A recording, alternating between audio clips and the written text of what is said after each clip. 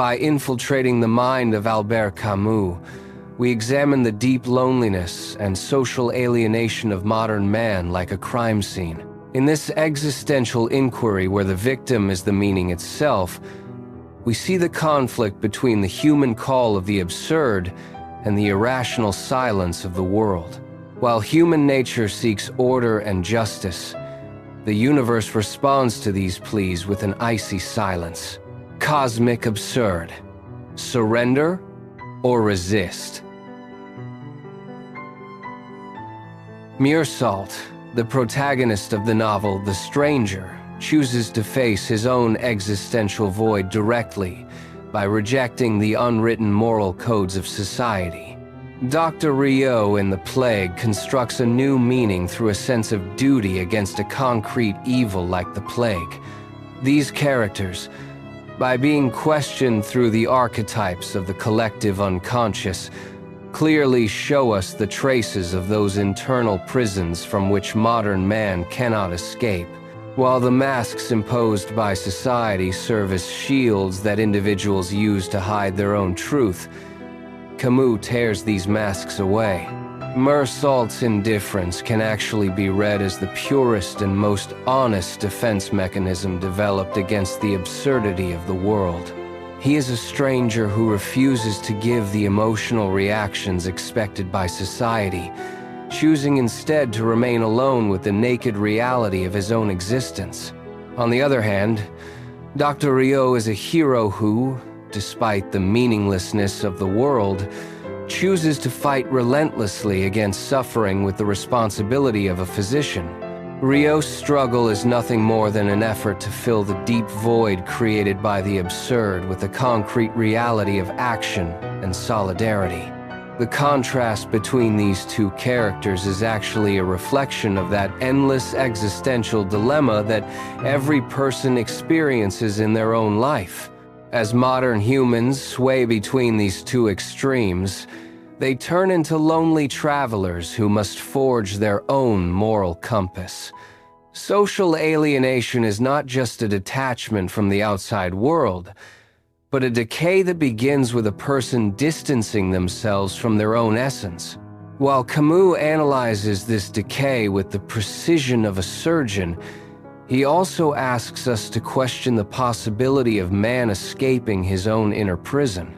Taking responsibility for our own existence leaves us no choice but to raise our own voice in the face of the silence of the world. This investigation is not just a literary review, but also a mirror in which we search for the meaning of our own lives. In this world where sacrifice is the meaning, the culprit is that cowardly and ambivalent side of us that tries to escape our own reality. The absurd is not a dead end. On the contrary, it is actually the only real playground where a person can discover their own freedom. Meursault's silence and Ryu's effort are two different paths that show us how a person can carry their own tragedy with dignity. These paths are not meant to soothe the existential pains of modern man, but rather compasses that allow us to experience them with a deeper consciousness. In Camus' world, nothing is a coincidence. Every action, every silence, and every act of resistance is a part of the search for meaning. As our investigation deepens, that loneliness one finds in their own inner deserts actually becomes the first step of a universal solidarity. Alienation, at that very first moment when a person begins to question their own existence, actually brings with it the opportunity to return to oneself. In this existential inquiry, confronting the fact that meaning is the victim is actually the first step toward becoming the master of our own lives. In the face of the world's silence, we are beings obligated to construct our own meaning, the authors of our own stories. While fulfilling this difficult task, Camus' characters also reveal the human potential to break free from one's own internal prisons. Moral decay can only be stopped when the individual takes responsibility for themselves, and this is only possible through an honest confrontation. In this initial phase of our investigation, we continue to examine the relationship a person forms with their own existential void with the meticulousness of a crime scene. Mersault's indifference and Rieux's relentless effort are, in fact, archetypes that represent two different sides of the same coin. These archetypes present the conflicts that modern humans experience in their own inner worlds to us by transforming them into concrete and understandable stories. Despite the meaninglessness of the world, human beings take their place on this stage as the only entities capable of creating their own meaning. This power is a miracle that emerges when a person accepts their own tragedy and shows the will to continue living despite it. This existential inquiry that Camus presents to us is, in fact, nothing more than a call to redefine the meaning of our own lives. The loneliness of modern man should actually be accepted as the beginning of a journey into his own inner world at this point. Alienation is not a detachment from one's own essence, but on the contrary, a necessary phase that one must pass through to reach one's own essence. In this phase, the individual must recognize their own internal prisons and find the courage within themselves to tear them down. Rieux's resistance against the plague is, in fact, a reflection of that great war that humanity wages against the darkness within itself. Mersault's passive surrender is a kind of acceptance that means recognizing one's own limits and making peace with them. These two different approaches stand before us as two fundamental tools that modern humans can use to overcome their own existential crisis. Our investigation ensures that in this world where the victim is meaning, we actually face our own inner reflections while searching for the culprit. This confrontation is actually the single most important step needed for a person to make sense of their own existential void. Camus' legacy is a guide that reminds us that one must construct their own life like a work of art. In this journey, every step carries a meaning, and every silence echoes within itself like an answer. The social alienation of modern man is, in fact, nothing more than the reflection of that great void within his own inner world. Filling this void is only possible with our own inner reality, not with the fake meanings offered by the outside world. Camus' characters are free spirits who manage to tear down their own inner prisons one by one while searching for this reality. Their story is, in fact, our story, and every pain they experience is our own existential pain. This investigation allows us to delve into the depths of our own inner world and find the great truth hidden there. The truth is, despite the meaninglessness of the world, it is actually the very freedom to construct our own meaning at this point. This freedom is possible through a person accepting their own tragedy and demonstrating the will to continue living in spite of it. This existential inquiry that Camus presents to us is nothing but a call to redefine the meaning of our own lives. The loneliness of modern man should actually be accepted as the beginning of a journey into his own inner world at this point. Alienation is not the detachment of a person from their own essence, but rather a necessary phase that one must pass through to reach their own essence. In this phase, the person must recognize their own internal prisons and find the courage within themselves to tear them down. Rieux's resistance against the plague is actually a reflection of that great battle that humanity fights against the darkness within itself. Mersault's passive surrender is a kind of acceptance that means recognizing one's own limits and making peace with them. These two different approaches stand before us as two fundamental tools that modern humans can use to overcome their own existential crisis. Our investigation allows us to face our own inner reflections while searching for the culprit in this world where the victim is the meaning. Following Mersault and Rieux, we move our investigation to the foggy canals of Amsterdam, into the dark world of Jean-Baptiste Camus. Clemence, once a virtuous lawyer, carries that cold truth hidden behind his own mask of false heroism. With a single moment of inaction, by not saving the woman drowning in the river, he flings open the doors to his own moral collapse. This fall transforms him into a cynical judge penitent who judges the hypocrisy of humanity, someone who is a prisoner of his own conscience. In Camus' world, meaning is not a light at the end of the tunnel, but the very daily struggle we wage by holding on to each other in the darkness. We continue to carry heavy rocks to the summit with a Sisyphus-like solidarity, because the meaninglessness of the world never justifies inaction. As we close the case file, we are now shining the light on you. You are left alone with your own inner deserts and that naked reflection in the mirror. Against that inevitable existential silence, what kind of stance do you choose to adopt in your own life to fill this void?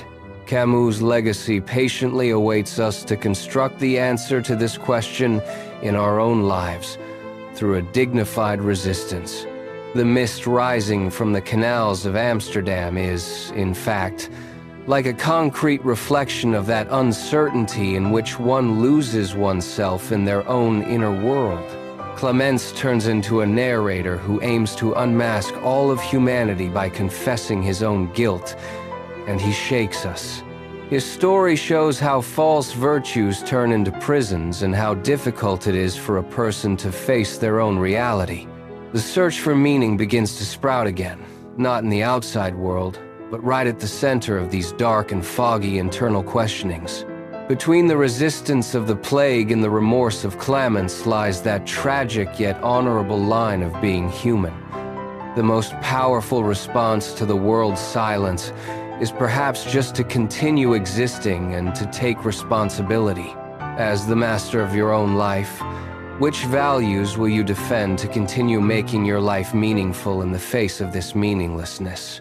Camus' philosophy serves as a call that invites us to an active struggle for existence rather than a passive acceptance. As you walk through your own inner desert, your reflection in the mirror shows you not just a stranger, but also someone waiting to be saved. This confrontation is necessary for a person to take hold of their own freedom and to construct their own moral laws personally. Even if the case file is closed, the existential investigation begins anew and more powerfully with the dawn of each new day.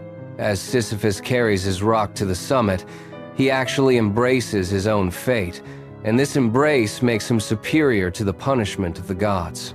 As we carry our own rocks, we are actually experiencing the unique pride of existing despite all the meaninglessness of life. This struggle is the most fundamental act that makes a human being human, perhaps the loudest scream thrown against the silence of the universe.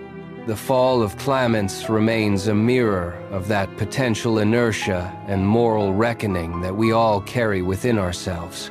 Camus continues to bravely show us the ways to make peace with our own darkness and to light a candle within that darkness. When the questioning is over, the only thing that remains is those determined and honorable steps we take as the architects of our own lives. As long as a human can create their own meaning, they are never truly defeated in the face of the icy silence of the universe. In this existential journey, each of us bears the responsibility as both the author and the protagonist of our own story. Silence is not an end, but perhaps the very blank canvas of a new beginning where we can make our own voices heard. Camus' legacy is a light that invites us to fill this void, to courageously construct our own reality, and to live it. These questions, echoing in the foggy streets of Amsterdam, are in fact those deep voices that every modern person hears in their own conscience. Clemence's remorse is, in fact, the first step required for a person to shed their own falseness and transition into a genuine existence. The moment a person faces their own mistakes, they actually begin to liberate themselves and redefine their own values. Although painful, This process allows the individual to escape their own inner prison and live as a free individual. Camus' characters teach us how to stand tall in the face of life's difficulties and how to construct meaning. Rio, the doctor of the plague, shows us how important collective solidarity is while standing against evil with a sense of duty. Meursault, by rejecting the lies imposed by society, offers us that simple peace of being alone with his own reality. Clemens acts as a bridge between these two extremes, wrestling with his own conscience and questioning the hypocrisy of humanity. Each of them clearly shows us a different door to those inner prisons from which modern man cannot escape. The only way out of these prisons is to face our own truth and take responsibility upon our own shoulders. Camus advises us to prove that life is worth living despite the absurdity of the world through a dignified resistance. This resistance takes shape not only through grand actions, but also through small yet meaningful choices in everyday life.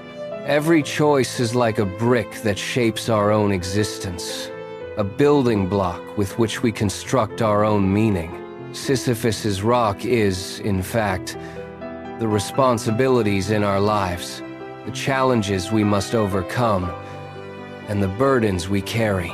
However, the meaning we find while carrying these burdens is the most important element that liberates us and makes life valuable. In the world of Camus, nothing is in vain, because every effort is a way for a person to prove their own existence. At the end of our inquiry, when you look at your reflection in the mirror, you begin to see not a stranger, but your own truth. This reality, although sometimes painful, is the most solid foundation that allows a person to stand on their own 2 feet. Camus' legacy reminds us to be the masters of our own lives and to leave our own mark on this world. Although these traces may fade over time, the meaning experienced in that moment will remain forever. The response you give in the face of silence is the most important evidence that determines who you are and what you stand for in this world. An honorable resistance is the expression of one's respect for their own existence and that deep love they harbor for life. Camus' philosophy encourages us to create an oasis in our inner deserts instead of getting lost in them. This oasis is built with our own values, beliefs, and that feeling of unconditional solidarity we have for one another. As the mists of Amsterdam clear, all that remains is your decision and courage to take responsibility for your own life. The case file is now closed, but the existential investigation in your own life continues with each new day. Continue to write your own story, construct your own meaning, and live with dignity in this meaningless world. May Camus' light guide you on this journey and give you the strength to find your own truth. Do not forget that meaning is not hidden outside, but within yourself, in your own actions, and in your own choices. Now, step onto the stage of your own life and play this existential game with your own rules, with honor and with courage.